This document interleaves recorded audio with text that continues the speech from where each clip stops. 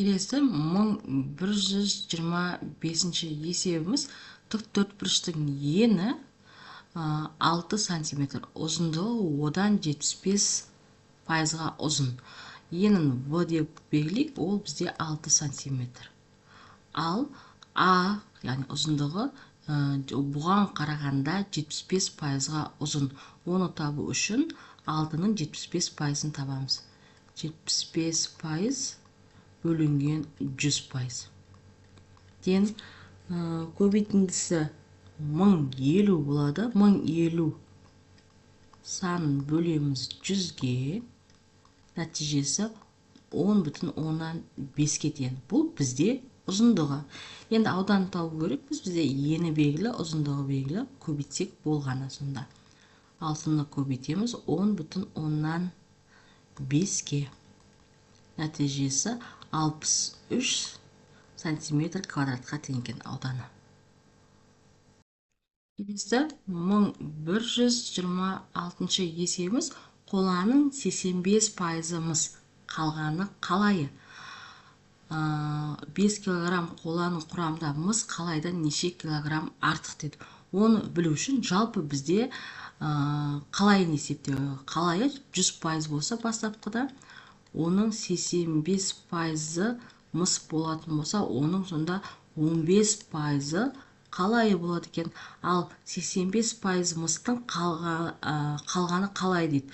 Сонда 85-тен азайтамыз 15 пайызды. Оның нәтижесінен болады 70 пайызға. Енді 5 килограмның 70 пайызын табайық. Сонда 5-ті көбейтеміз 70 пайызға, бөлеміз 100 пайызға.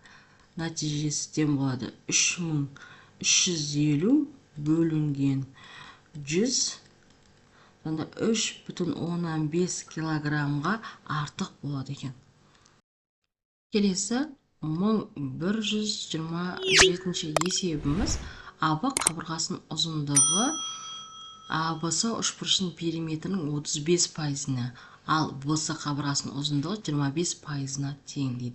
Егер АБС үшбұрышының периметрі 24 сантиметр болса, онда АС қабырғасының ұзындығын табыңыз деді. Бастапқыда барлығы бізде 100 пайыз болады. Соның бастапқы периметрінің 35 пайызына тең, яғни АБ қабырғасы 35 пайызына тең. Азайтамыз 35 пайызда, азайтамыз ВС қабырғасы 25 пайызға тең. 10 азайтайық. Сонда нәтижесі тең болады бізде 40 пайызға, яғни бұл бізде АС қабырғасы. Енді АС қабырғасының ұзындығы периметр 24 сантиметр болса, АС қабырғасының ұзындығы неше сантиметр дейді. Сонда 24-тің 40 пайызын табу керекпіз.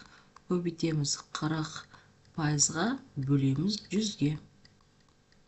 Оның нәтижесі тең болады. Сонда бізде нөлдерін қысқартып жіберетін болса, 96 санын бөлеміз 10-ға. 9,6 сантиметрге тең болады екен АС қабырғасы.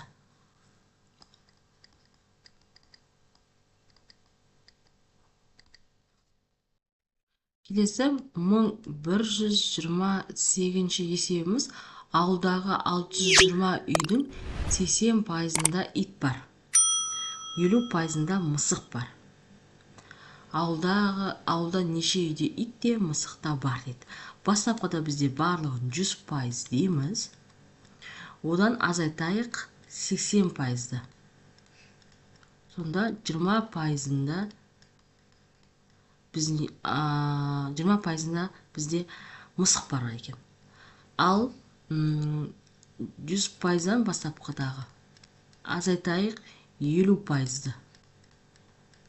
Ода мысық бар еді ғой. Сонда 50 пайызында бізде ит бар. Енді 80 пайыздан азайтамыз 50 пайызды. Сонда 30 пайызында ит те мысық та бар екен. Енді 620-ның 30 пайызы қанша екенін табайық. Сол кезде қанша үйде ит те мысық та бар екенін табамыз. Сонда 620 көбейтілген 30 пайыз бөлінген 100 пайыз. оның нәтижесі 186-ға тең болады екен. Сонда 186 үйде ит те мысық та бар екен.